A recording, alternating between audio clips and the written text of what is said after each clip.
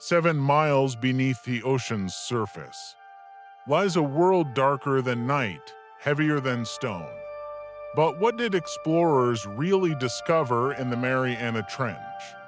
Something science cannot explain? Tonight, we'll uncover shocking discoveries, forbidden samples quietly locked away, and mysteries that challenge everything we thought we knew about Earth's last frontier. Imagine sinking into total darkness where the pressure could crush a submarine like paper, and yet something is alive there, waiting to be found. Far beneath the waves of the Pacific Ocean lies a scar in the Earth's crust. A place so deep, so crushing, that sunlight has never touched its floor. This is the Mariana Trench.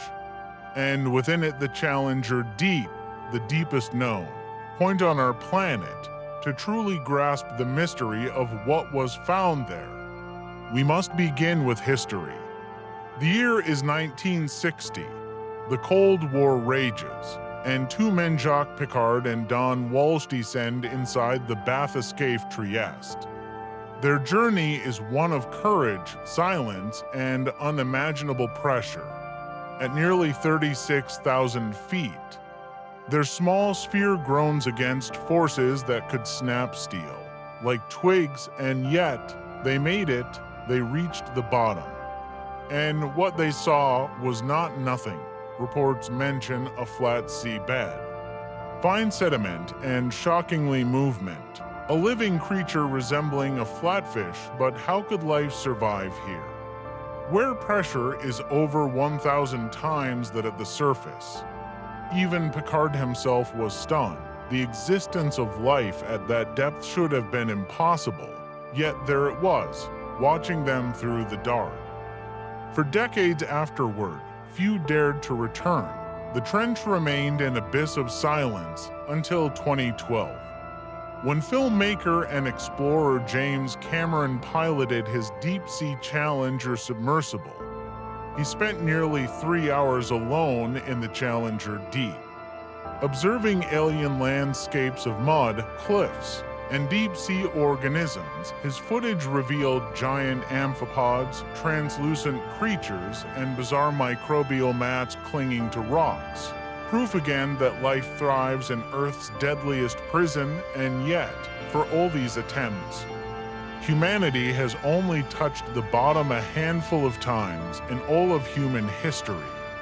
Fewer people have visited the Challenger Deep than have walked on the moon. Think about that. The least explored place on Earth lies right here beneath our oceans, waiting, hiding. But it wasn't only strange creatures that explorers found. In later divings, there were things pulled from the abyss that should not have been there at all. One report describes fragments of metal lodged deep in the sediment, shards that looked manufactured, not geological. Their edges were sharp, precise, almost as if they had been cut. Some samples were quietly transported to classified facilities. Never seen again, then came the sonar echoes, patterns, repeating in ways natural rock formations do not. Rhythms like the outlines of walls, or pillars stretching across the trench floor. Divers spoke of shapes lurking in the darkness, only to vanish as lights approached. And the organisms themselves were stranger still. Some glowed with unnatural light. Others pulsed in rhythms like signals, as if communicating. Their forms were alien translucent bodies larger than a man, metallic like shells shimmering under floodlights.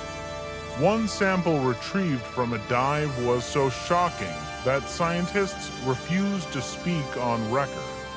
It was unlike any known life form, a structure, resembling both biological tissue and metallic lattice, a hybrid that blurred the line between living and engineered.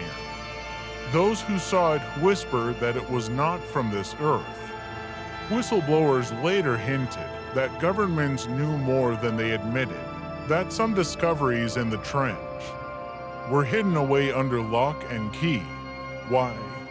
Perhaps because they threatened our understanding of biology, or worse, suggested the ruins of something ancient, something intelligent lying far beneath.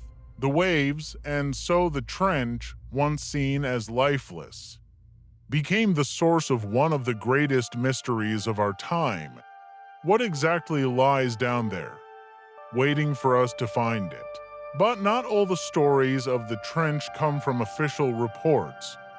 Some come from whispers, leaks, and the voices of those who were there. A handful of naval crewmen have spoken, always in hushed tones, about anomalies detected during deep ocean missions. One account describes a sonar operator stunned by readings. The echoes formed shapes too symmetrical to be natural. Parallel lines, vertical walls, even dome-like arches buried in darkness. At first we thought it was just interference, one whistleblower later said. But the patterns repeated over and over, almost like blueprints. His superior ordered silence. The data was marked classified within hours. Scientists, too, have hinted at anomalies. A geologist involved in a survey off Guam spoke of unnatural formations resembling massive blocks. Stacked as though placed by design, his notes mysteriously disappeared from the official archive. Only fragments remain, quoted in obscure journals. Dismissed as speculation, and yet the testimonies line up. The sonar echoes, the strange blocks, the secrecy. Are these simply geological coincidences? Or are we glimpsing the ruins of something vast and ancient, hidden in the abyss? But the mystery of the deep does not exist in isolation. Across cultures, across millennia, ancient voices have warned of the abyss. In Mesopotamian myth, the primordial sea was ruled by Tiamat, a monstrous dragon of chaos. In the Bible, the Leviathan lurked in the depths. Untamable, in Greek legend, Poseidon's domain was riddled with gates to hidden realms. And then, the most enduring tale of all, Atlantis, a city swallowed by the sea, said to lie somewhere beyond the Pillars of Hercules. But what if its ruins were not in the Atlantic at all? What if echoes of its memory drifted across oceans, carried to the Pacific? Could the Mariana Trench itself be the grave of a forgotten world? Pacific Island traditions speak of something remarkable. Polynesian elders once told of gates beneath the sea, portals, leading to other worlds forbidden to approach. The Chamorro people of Guam tell stories of Taut Almona spirits, guardians of underwater realms protecting secrets meant to remain unseen. These tales, separated by oceans and centuries, describe the same image: vast gates beneath. The waves, a hidden world where mortals are not meant to tread. Is it possible that ancient sailors glimpsed truths that science has only now begun to rediscover? Could their myths be echoes of encounters with the trench itself? And if so, what else did they know that we have forgotten? As technology advanced, so too did our ability to probe the abyss. No longer limited to fragile submersibles, we now send robotic drones, autonomous submersibles, and AI-driven sonar mapping systems into the trench. What they revealed was staggering: entire ecosystems thriving in total darkness, microbes that survive pressures over 1,000 times greater than surface levels. Their very DNA seems rewritten by the abyss, resilient in ways science still struggles to understand. Then came the discovery of strange metallic scars, gouges etched into trench rock, some stretching for hundreds of meters. Too smooth, too sharp, as if carved by machines. or left behind by something massive dragging across the seafloor. Submersible footage has also recorded glowing particulate clouds, rising suddenly from the seabed, then vanishing. Leaving behind unusual mineral traces, analysts whispered of rare earth elements in concentrations far higher than normal, elements used in advanced technologies. Yet many of these reports never reached the public. Missions by American and Japanese teams were quietly marked classified. Files sealed away, photographs removed from scientific archives, and those who spoke out were warned to stay silent. Why classify oceanographic research unless something extraordinary had been found? Something that could not be explained, or perhaps something that was never meant to be revealed. All of these discoveries lead to one question: what is really happening in the deepest place on Earth? Scientists and theorists alike have offered explanations, but none without controversy. Theory 1: alien-like natural ecosystem. Some argue everything found in the trench is natural. Life has simply adapted in alien ways, microbes mutating to survive the impossible, organisms glowing like living beacons. Metallic-looking scars formed by shifting tectonic plates. In this view, the abyss is strange, but still earthly.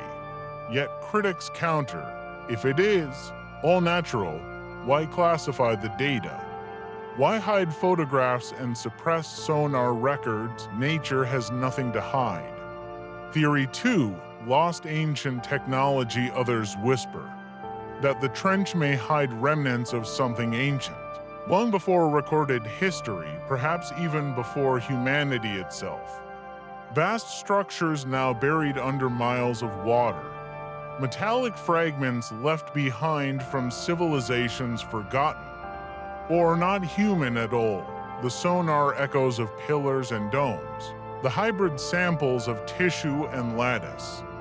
These fit uneasily with natural explanations, if true. They could rewrite everything we know about our past. Theory 3: military experiments. And then there is the most pragmatic theory, that governments themselves are behind the secrecy, using the trench as a testing ground for deep-sea weapons, experimental drones, or even classified energy systems. The metallic scars and classified files fit neatly with this possibility, but again, skeptics ask, if these were merely weapons tests, why risk detection in the most remote and extreme place on Earth? Why so much secrecy, unless there is something more? Each theory has its strengths and its flaws, and in the end, we are left with a puzzle. A riddle written in the deepest waters. Are we staring into the face of nature's extremes, or glimpsing the shadow of something far greater?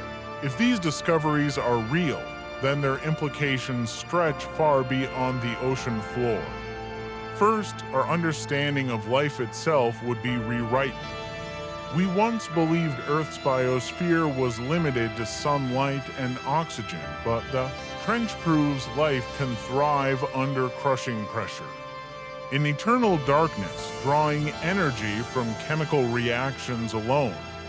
It means life is far more resilient and adaptable than we ever imagined, and if life can endure here, in conditions so hostile, then the possibility of life elsewhere in the universe suddenly becomes far greater. Planets under ice, moons with hidden oceans. Worlds once thought barren could hide ecosystems just as alien, just as vibrant. Second, the scientific revolution would ripple across biology, medicine, and energy research. Microbes that survive radiation and pressure could unlock new treatments, new materials, even new ways of harnessing energy. But the implications are not only scientific, They are also military. Imagine technologies inspired by abyssal resilience, submarines cloaked by biology, weapons tested under pressures no enemy can reach. If such projects already exist, they could alter the balance of global power. And perhaps the most profound question is this: if the trench hides structures or technology predating humanity, then our entire history must be reconsidered. We are no longer the first chapter of civilization, merely the latest, the Mariana Trench. Once thought empty, becomes instead a mirror, reflecting both our deepest fears and our highest hopes. And so, what lies in the deepest place on Earth may not be emptiness, but secrets, the trench. Once a void in our maps, now whispers of hidden worlds, of evidence suppressed, of life and perhaps technology beyond imagination. If mysteries like this exist right here on our own planet, then what else remains undiscovered? Buried just beneath our feet. Next time, we dive into the possibility of lost civilizations beneath the oceans, entire cities swallowed by rising seas, legends that may not be myths after all. If this shocked you, stay tuned for the next chapter of Hidden Epoch. Asterisk, and here's something almost no one talks about in a declassified US Navy document recorded deep inside the Mariana Trench. There were reports of unidentified mechanical sounds, described as if metal was striking metal, echoing from the abyss itself. If that is true, then maybe the trench is not just alive but inhabited.